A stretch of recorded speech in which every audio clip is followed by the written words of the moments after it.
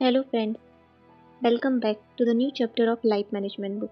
आज की book summary है आउटलायर, जिसके ऑथर हैं मैल्कॉम ग्लैडवेल।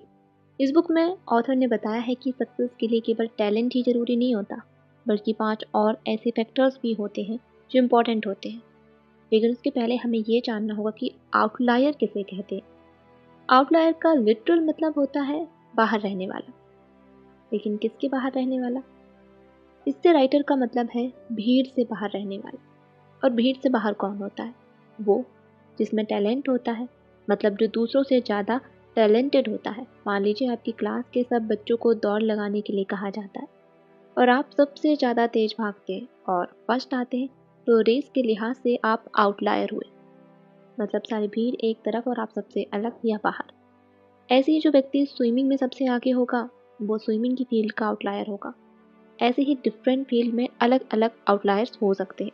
कोई अच्छा राइटर हो सकता है, कोई अच्छा साइंटिस्ट, या कोई अच्छा एंटरप्रेन्योर या सिंगर भी हो सकता है। तो आउटलायर का सीधा मतलब है वेरी टैलेंटेड पर्सन, जो किसी भी फील्ड में मिल सकता है। Art, science, entrepreneurship, sports. सफलता के लिए 5 जरूरी बातें।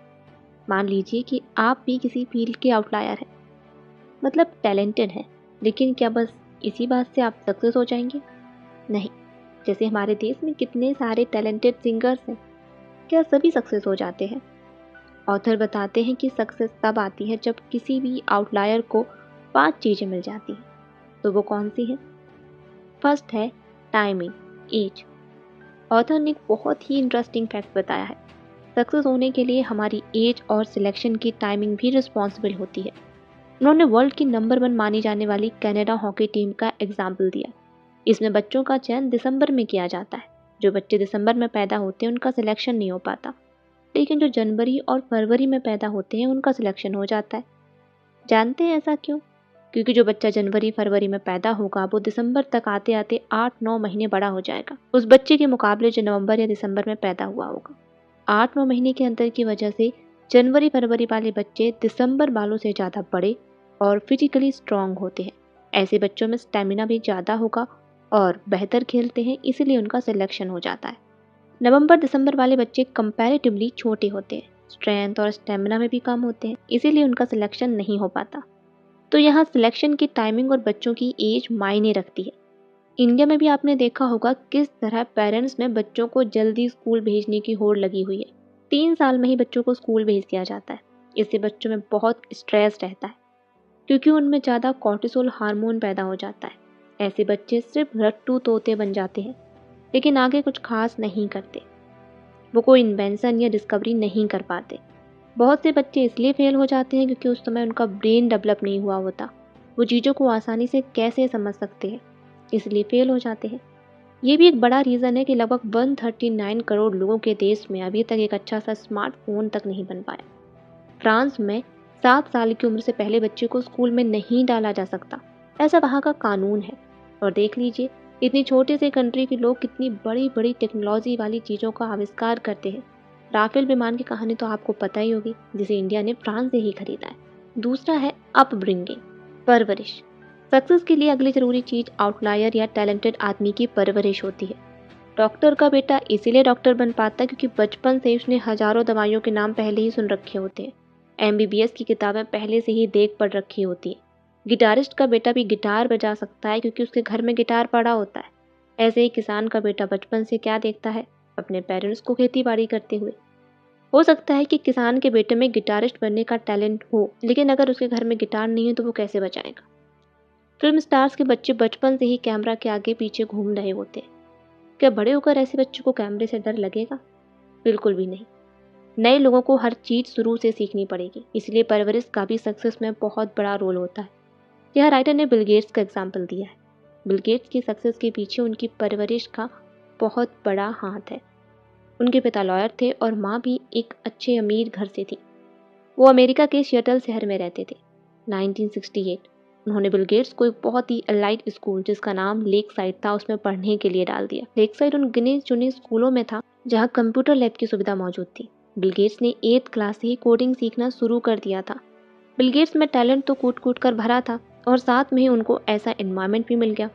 इसीलिए टैलेंट के अलावा अपब्रिंगिंग भी एक फैक्टर था जिसके कारण बिल गेट्स आगे चलकर इतने अमीर एंटरप्रेन्योर बने। Third, 10,000 hours practice. सक्सेस के लिए जो तीसरी चीज़ ऑथर ने बताई है वो है 10,000 घंटों की प्रैक्टिस। ये प्रैक्टिस कोई भी आउटलायर जाने अनजाने करता रहता है। अब बिल गेट्स का एग्जाम्पल लीजिए। 8th ग्रेड से कॉलेज तक पहुंचते पहुंचते उनकी 10,000 आवर्स की प्रैक्टिस अपने आप ही पूरी हो गई थी। हैरी पॉटर लिखने से पहले भी J.K. रोलिंग लिखती रहती थी। 40 साल की उम्र में जब उन्होंने मास्टरपीस हैरी पॉटर लिखा तब तक उनकी भी 10,000 आवर्स की प्रैक्टिस पूरी हो चुकी थी। यदि आप में भी कोई टैलेंट है तो रेगुलरली उसकी प्रैक्टिस करना।